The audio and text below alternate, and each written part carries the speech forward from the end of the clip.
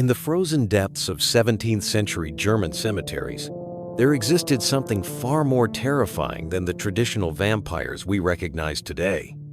A creature whose very name, whispered in ancient dialects, still caused gravediggers to refuse work after sundown. The Nachzehrer, literally translated as, "The one who devours after, did not merely drink blood." It consumed the very essence of life, methodically chewing through shrouds, flesh, and bone until reaching the still-beating heart of its victims. This is not a romantic legend of nocturnal seduction. It is the brutal chronicle of one of the most disturbing manifestations in European vampiric folklore. A being so feared that even hardened monks left coded warnings in monastery ledgers, cloaked in Latin so the masses would never know what horror they buried beneath their feet.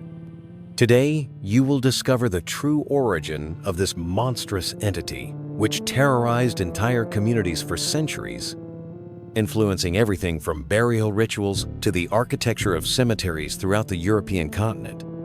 We will dive deep into documented historical accounts that describe not only the creature's terrifying habits, but also the scientific and religious attempts to explain its existence. Specialists of the era referred to as Leichenbändiger, or corpse tamers, developed unique identification methods to detect the Noxer before it could awaken. These included signs like the corpse being found with its mouth full of chewed cloth, blood trickling upwards from the grave, or unsettling groaning sounds echoing through the earth. These were not myths whispered by peasants. These were entries in official town records, chronicled by scribes too terrified to describe them in the common tongue. The Nachzehrer was not a visitor from faraway lands. It was homegrown, born from the loam of fear, starvation, and ritual failure. In rural territories of what we now call Germany and Austria, shallow graves and hastily constructed wooden coffins gave rise to nightmares no exorcist could entirely suppress. As we journey into the past, we will explore how this creature shaped the collective imagination surrounding death and undeath. The fear of the Nachzehrer ran so deep that even modern beliefs about grave orientation and burial customs can trace their roots back to the efforts of terrified villagers trying to prevent one of their own from rising again. Stones were placed atop corpses, ropes tied to limbs, mouths filled with sacred soil rituals created not out of superstition alone, but necessity. Because once the Nachzehrer began feeding, it did not need to rise from its grave to kill. According to written testimony by Benedictine monks in the Abbey of Melk, dated 1592, entire families wasted away mysteriously after a winter burial. These deaths followed an eerie emotional logic. First the spouse, then the children, always in order of their closeness to the deceased. "It feeds through distance," they wrote, "not space." A phrase that has haunted historians and folklorists ever since. Between the years 1580 and 1750, Central Europe lived through one of the darkest ages in its history. The Black Death had already ravaged populations, leaving overflowing cemeteries and rushed funeral rites that violated ancestral traditions. In regions that would become modern-day Germany and Austria, small rural communities battled not only disease, but something much more sinister, something that emerged from poorly sealed graves and unfinished rituals. The earliest mentions of the Nachzehrer surfaced precisely in this storm of chaos and despair. People were no longer just afraid of dying, they were terrified of what they might become after death. And unlike the elegant vampires of Transylvanian lore, the Nachzehrer was not seductive. It was grotesque, a mirror of what happens when grief and ritual collapse under the weight of plague and paranoia. The word Nachzehrer appears officially for the first time in German records from the year 1679. It derives from the High German words nah, meaning near, and zeren, meaning to consume slowly. It was a creature born not of noble castles and moonlit manors, but from the soil of the peasantry. It thrived in rural necropolises, where loose soil and decaying coffins made escape easier and detection nearly impossible. Unlike the Balkan aristocrats who drained beauty from their victims with a kiss, the Nachzehrer devoured memory, lineage, and legacy itself. It was a scavenger of sorrow, a predator of unfinished mourning. To protect themselves, villagers began to weave shrouds with blessed threads, bind jaws shut with holy twine, and bury their dead beneath heavy stone slabs. Rituals whispered from gravedigger to gravedigger, forming a silent brotherhood of those who knew that the dead might still hunger. The prevention methods, though primitive, laid the foundation for what would later become formal vampire-slaying protocols across the continent. These practices passed down orally, never officially written for fear of invoking the creature speak, to a deep-rooted terror that shaped not only belief systems but physical infrastructure. Mausoleums were built with iron reinforcements, not for protection against grave robbers, but against something far older, far more patient. The Nachzehrer did not claw its way to the surface in a frenzy. It fed silently, invisibly, using the spiritual tether between the dead and their loved ones to drain vitality without ever surfacing. And herein lies its enduring horror. That one may bury a loved one, and yet, in doing so, invite death into the home. For as Anne Rice once wrote, "The world changes, we do not. Once we were alive, now we are undead." And in the chilling silence of a winter cemetery, perhaps something still listens from beneath the earth. The transformation into a Noxer did not occur immediately after death. It followed a specific and terrifying process that even seasoned gravediggers feared to speak of aloud. During the first 72 hours within the grave, the corpse appeared deceptively ordinary, but subtle, horrifying signs would begin to emerge, clues that something ancient and sinister stirred beneath the surface. The skin took on a peculiar bluish hue, not due to natural decomposition, but from a dark energy that pulsed just beneath the epidermis like veins of rot-fed lightning.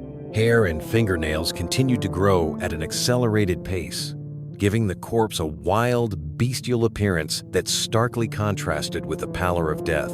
Eyewitnesses from the period described eyes left slightly open, pupils dilated as if perpetually fixated on some unseen prey, reflecting light even in the total darkness of a sealed coffin. Most disturbing of all was the mouth eternally ajar, revealing teeth that gradually sharpened as the transformation advanced. The tongue, swollen and blackened, protruded slightly beyond the lips, shaping an expression of unending hunger. This was no dignified undead count with ivory fangs. The Nachzehrer developed jagged, irregular teeth across the entire mouth, perfectly adapted for gnawing through layers of cloth, flesh, and splintering wood. The hands curled into claws, fingers elongating in unnatural ways, optimized for movement through soil and rotting coffin boards. These were not the delicate appendages of mythic blood drinkers. They were tools of excavation and consumption, instruments designed not for elegance, but for entropy. During church-documented exhumations in the late 17th century, clergy and morticians recorded that these entities exhibited unnatural flexibility, limbs bent at impossible angles, and their joints frozen by rigor, mortis moved with serpentine ease. This motion, described in ecclesiastical registers, mimicked the writhing of creatures too long buried and too eager to rise. Their skin, while corpse pale, held an elastic quality that defied the known stages of human decomposition, as though it were preserved by invisible forces defiant of time itself. This elastic consistency allowed them to compress and move within the tight confines of the coffin with a disturbing fluidity. They were not at rest, they were waiting. The most unmistakable evidence of a Nachzehrer presence was always the discovery of mortuary cloth between its teeth and under its nails. Fragments of partially digested fabric, saturated with an unknown viscous substance that emitted a sweet yet nauseating odor, often contaminated the burial site, lingering in the air for meters in every direction. Investigators of the time failed to chemically identify this black secretion, but every chronicler agreed It was a stench that clung to the soul. This feeding process marked a profound deviation from the typical vampire lore. It was neither glamorous nor stealthy. It was methodical, ritualistic, and deeply symbolic. The Noxer did not feast out of desperation. It enacted a rite, a dark sacrament carried out with deliberate, bone-grinding precision. Between the hours of 2 and 4 in the morning, the witching hours, as the Benedictines called them, the Nachzehrer commenced its grotesque ritual. It would begin by gnawing steadily through its funeral shroud. This was not an attempt to escape the grave, but a ceremonial ignition of its curse. Witnesses from nearby villages sometimes reported muffled sounds emanating from beneath the cemetery soil during these hours. These were not the groans of the dying or the shifting of the earth, but a rhythmic, unrelenting chewing and infernal symphony that echoed through the ground and into the nightmares of those still clinging to life. The shroud, far from being a simple burial garment, served as both sustenance and conduita, means to awaken and to connect. Once liberated from its funeral bindings, the Nachzehrer extended an invisible thread, a supernatural tether to the living, targeting those with strong emotional bonds to the deceased. Unlike the vampires of Eastern Europe, who drained the blood of their victims in person, this creature harvested life from afar. Through this spiritual link, it slowly leached vitality from its chosen prey. Wives, husbands, children each fell one by one, consumed by an inexplicable wasting sickness. There were no bite marks, no signs of struggle, only a progressive emaciation, a slow draining of energy, as if life itself were being unraveled. Physicians of the era, baffled by this pattern, described it in their journals as a death without trauma. Patients would succumb to fatigue, loss of appetite, and a terrifying pallor that mimicked the ghastly shade of freshly disturbed corpses. The Nachzehner's predatory influence was limited, but intensely focused. Its hunting grounds never exceeded a radius of 2 kilometers from its burial site. This obsessive territoriality created a macabre form of safety for those who moved away from afflicted villages, while condemning those who remained to a slow and silent demise. Records suggest the creature exhibited a terrifying degree of intelligence, alternating between phases of dormancy and intense activity, calculating the timing of each new feeding to avoid raising the suspicions of local clergy or watchmen. In its cunning, it revealed an unsettling awareness of human behavior and fear. Its power swelled during storms and on moonless nights, when shadows were thickest and thunder masked the muffled echoes of its subterranean movements. There are rare but chilling reports suggesting that multiple Nachzehrer could awaken simultaneously, unleashing plagues of decay upon entire communities. In these events, known among rural folk as Nachtsterben, or night deaths, whole hamlets would fall into a spiral of death and sickness, leaving behind only the youngest and the very old, those whose emotional bonds to the dead had been weakest or severed. Survivors spoke in hushed tones of the eaters in the soil, describing the sickly sweet odor that preceded each death and the strange rhythmic noise that haunted them in dreams. And thus the Nachzehrer remained a parasite, not of flesh, but of connection, a being that thrived on the invisible cords between the dead and those left behind. Sometimes the dead are not quiet because they cannot bear to be forgotten, wrote Stephen Edwin King in one of his darker reflections on death. And in the case of the Nachzehrer, that forgetfulness never came. It was remembered in whispered prayers, in stones placed lovingly upon graves, and in the silence of villages too afraid to speak their names. The identification of an active Nachzehrer required specialized knowledge, passed down in secret among generations of seasoned gravediggersmen who understood that the soil could lie, but the signs never would. The first unmistakable indication revealed itself not through the corpse, but in the disturbed tomb. Freshly turned earth displayed circular depressions and fine fissures forming specific geometric patterns. As though something were continuously shifting beneath the surface, in rhythmic, deliberate movements. During nocturnal, inspections always performed between the hours of midnight and 1, the most skilled observers would detect a nearly invisible vapor rising from these cracks. This mist carried a distinct and horrifying odor, described repeatedly in historical manuscripts as a nauseating blend of wilted flowers and the first stages of decomposition ascent that marked the boundary between sleep and hunger. Stones placed atop the grave for ritual containment often appeared displaced by dawn, never randomly, but always skewed in the same directional alignment. This precise shift in orientation suggested the creature's persistent subterranean motion, always advancing toward the location of the living it had once loved or, rather, hungered for. The flora surrounding the grave betrayed its presence long before any human dared to look. Flowers withered prematurely within a specific radius, while certain toxic herbs, particularly wolfsbane and hemlock, blossomed with unnatural vitality, even in the dead of winter. Trees located near the site would grow twisted limbs, their branches curving unnaturally toward the grave, as if drawn by a supernatural magnetism. Domestic animals displayed extreme behavioral anomalies.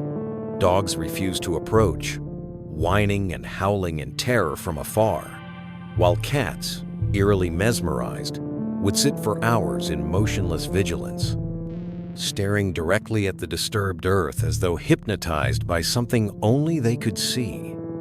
Within afflicted communities, social and psychological indicators emerged that were as reliable as any physical sign.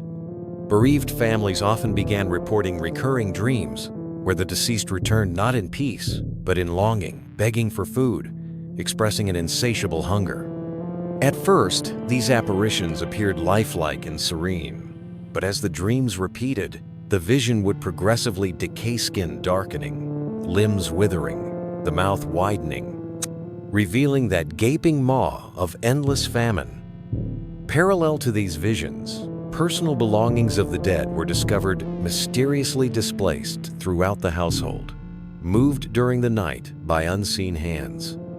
Portraits fell from walls, spoons turned up in locked rooms, and locks of hair appeared beside pillows, each artifact a silent harbinger of the creature's influence tightening around its prey. Specialized hunters of the undead known as Totengängerjäger in certain Germanic regions developed sophisticated tracking techniques to confirm the presence of a Nachzehrer. One method involved placing small polished mirrors strategically around suspected grave sites. Based on ancient beliefs, it was said that Nachzehrer, even while entombed, projected warped reflections during particular lunar phases. These mirrors, examined at twilight, often revealed flickering distortions, a flash of movement, a sudden shadow where there should have been only stillness.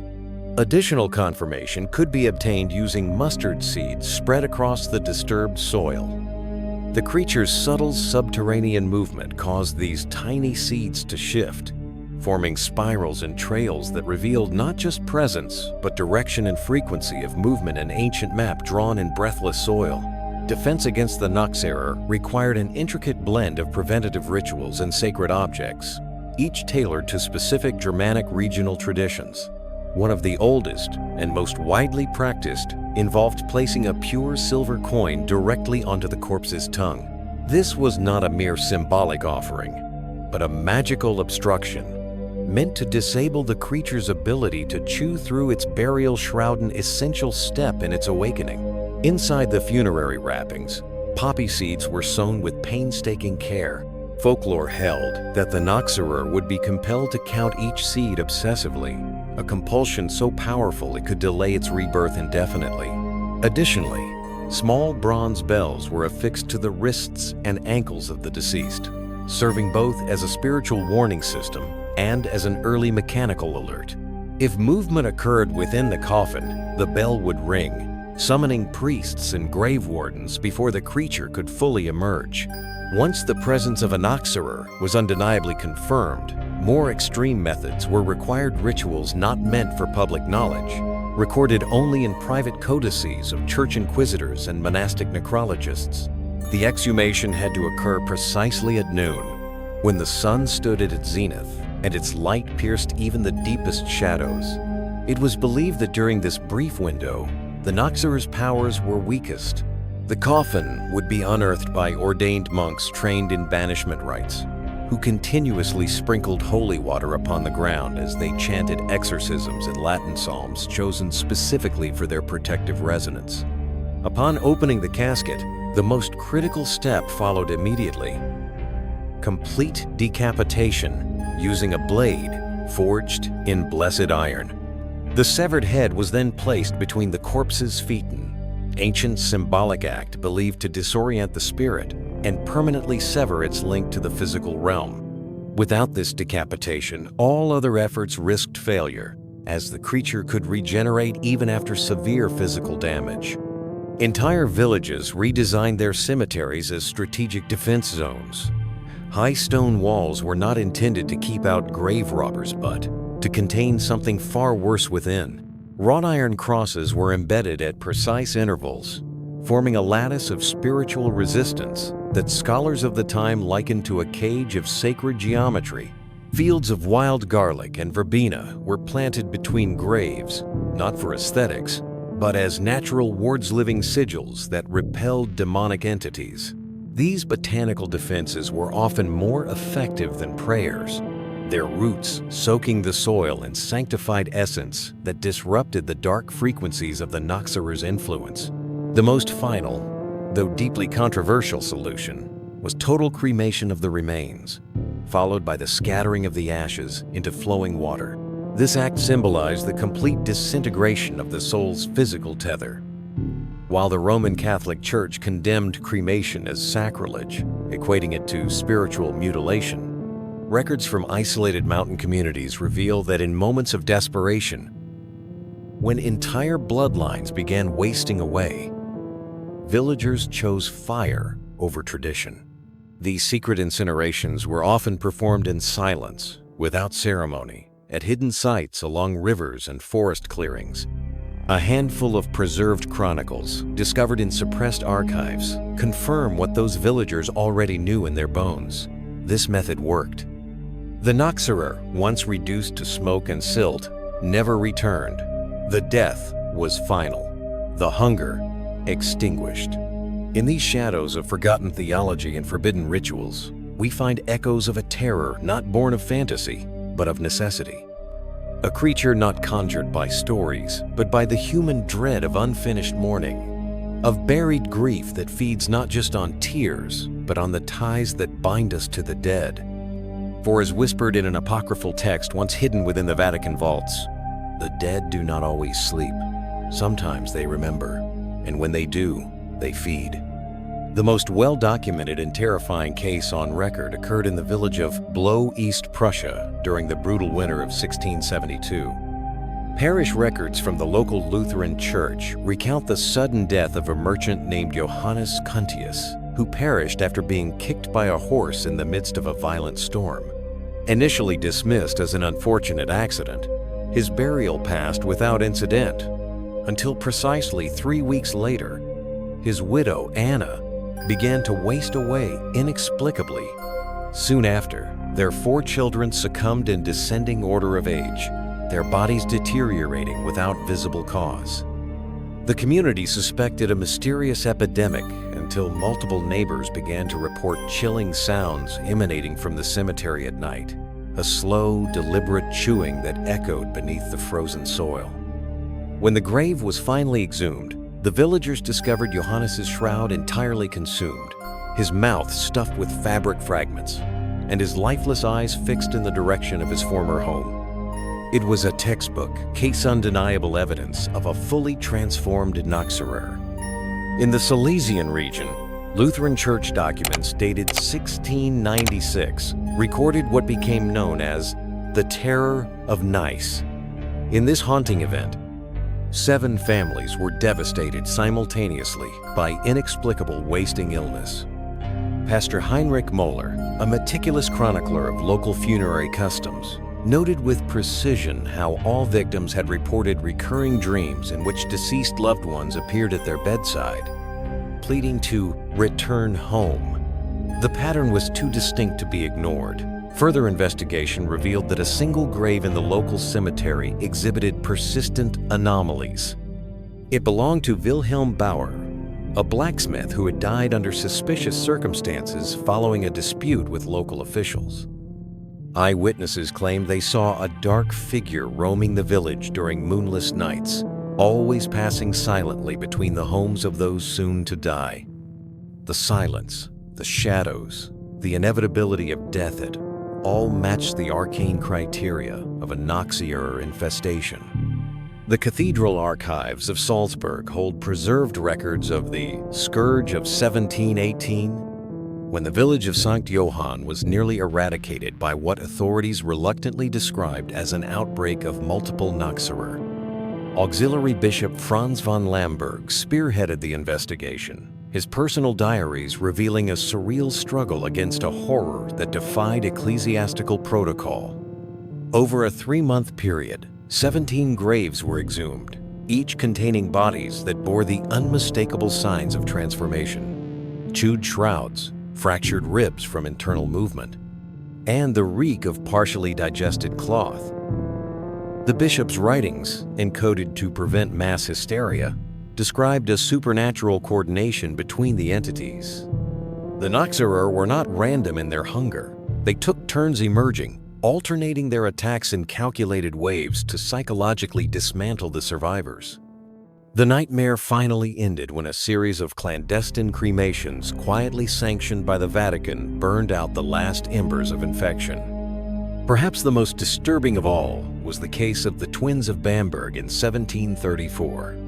2 8-year-old children, buried after a swift bout of typhoid fever, were later revealed to have been transformed simultaneously. What followed was a synchronized collapse of both families. Relatives from each household began to display identical symptoms: exhaustion, loss of appetite, haunting dreams on the exact same days. Upon exhumation, investigators found the children's coffins linked by a crude tunnel clearly excavated after burial. Experts concluded that the twins, in their undead state, had created a shared feeding network beneath the earth.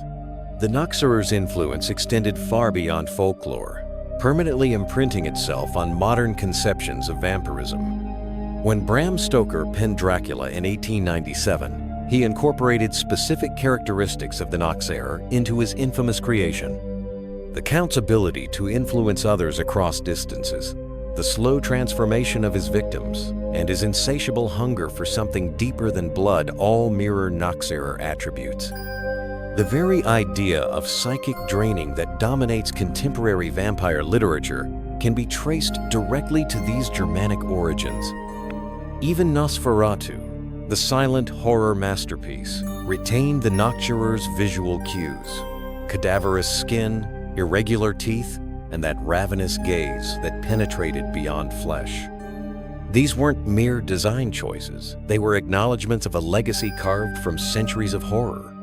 Contemporary funeral practices still echo ancient defensive measures against the Nachzehrer, often without conscious recognition. The modern use of hermetically sealed coffins, officially for sanitary reasons, parallels the historical efforts to contain the undead.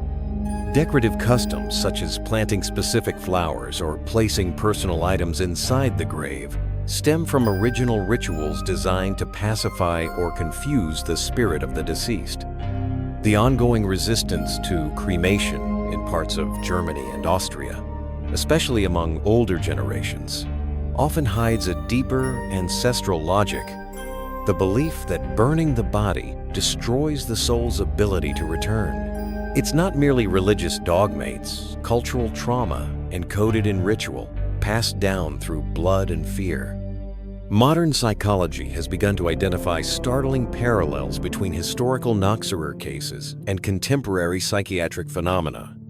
German researchers have cataloged symptoms of complicated grief and pathological attachment disorders that strikingly resemble medieval accounts: physical wasting, recurring visions of the dead, and a persistent sensation of a supernatural presence. These studies suggest that the Nachzehrer may have served as a mythopoetic framework for communities grappling with intense loss and unresolved mourning.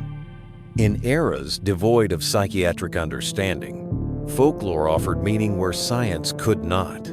It gave shape to sorrow, and in doing so, created a monster to absorb it. Even today, rural communities in the remote hills of Germany and Austria continue to observe subtle, protective funeral customs, particularly when death comes suddenly or amid collective trauma. Anthropologists have documented the use of small metal tokens placed within coffins, shrouds embroidered with coded patterns, and nocturnal vigils that extend well beyond Catholic liturgical norms. These practices are not superstition. They are residual defense mechanisms inherited from ancestors who understood that not every corpse rests quietly. They whisper of a time when to forget a ritual meant to invite death into your home. They are the lingering echoes of a darkness that never entirely left. And thus, we reach the end of another descent into the shadowed corners of human history. The Nachzehrer was not simply a tale told to frighten children by candlelight. It was a lived terror, a presence that altered the structure of death itself in the hearts and minds of those who survived it. Its legacy is written not just in the pages of obscure parish records, but in our very rituals surrounding burial, grief, and the afterlife. What we call myth today may have once been a desperate truth, and what we forget sometimes finds its way back. As you return to the comfort of modernity, remember this: every cemetery near your home contains centuries of forgotten stories. Every worn gravestone marks not just a life once lived, but possibly a hunger that never fully died. The next time you find yourself walking past a graveyard in the dead of night, pause, listen. That soft rustling sound beneath the soil may simply be the wind, or perhaps something far older, far hungrier, chewing patiently through the veil that keeps the dead from returning. The Ark of Mysteries invites you to question not only what we know of the past, but what we choose to ignore about the darkness still lurking at the edges of our reality. Because some truths are too disturbing to accept until it's far too late to protect ourselves from them. Stay vigilant, stay questioning, and remember, not all the dead sleep in peace.